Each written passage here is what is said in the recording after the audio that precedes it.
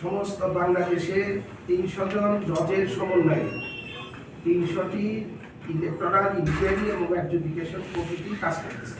তাছাড়া অনেক executive ম্যাজিস্ট্রেটরা mobile court পরিচালনা করতেছে।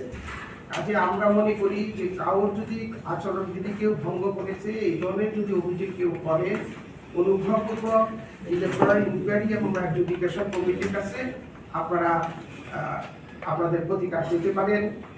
উনি কোনো একটা ইনফরমেশনের ভিত্তিতে, তথ্যের ভিত্তিতে, অথবা ওই কমিটির নিকট যদি কেউ কোনো অভিযোগ দায়ের করে অভিযোগ ভিত্তিতে, অথবা কোনো রিপোর্টের ভিত্তিতে ইলেকটোরাল ইনকোয়ারি এবং এক্সিকিউটিভ কমিটি বা অ্যাডজুডিকেশন কমিটি কাজ করতেছে, তারা সেখানে বিষয়টিকে কগনিজেন্ট নেবেন এবং যথাযথ আইনি ব্যবস্থা তদন্ত সাপেক্ষে কমিশনের নিকট তাদের প্রতিবেদন প্রেরণ করবেন, রিকমেন্ডেশন সুপারিশ প্রেরণ করবেন এবং সেই মোতাবেক তাদেরকে শাস্তি দেওয়া হবে বা তাদের বিষয়ে ব্যবস্থা করা হবে।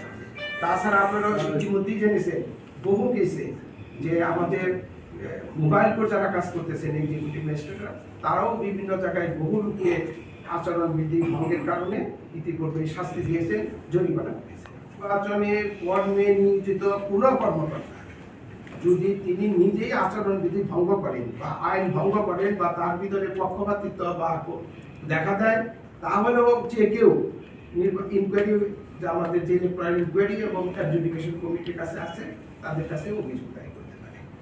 আর খুব গুরুতর যদি হয়, গুরুতর বিষয়ে নির্বাচন কমিশন নিজেও সেটাকে আমলে নিতে পারে এবং একটা কমিটির মাধ্যমে তদন্ত করে যথাযথ ব্যবস্থা গ্রহণ করতে পারে। আপনার এই প্রশ্নটা খুব জটিল প্রশ্ন। দুর্ব্যবহার, কি ধরনের দুর্ব্যবহার? আইনের সেই দুর্ব্যবহার যদি আইনের কাঠামোতে যদি আচরণ বিধি ভঙ্গ বোঝা যায়, তাহলে তারা নিশ্চয়ই তার ব্যবস্থা গ্রহণ করা যেতে পারে। এটা facts to facts, case to case ভিত্তিতে এটা বলতে হবে। একেবারে ইউনিফর্ম একটা কথা কিন্তু বলা যায়। এই বিষয়টা হচ্ছে আপনি যেটা বলেছেন সবই তদন্তের বিষয়।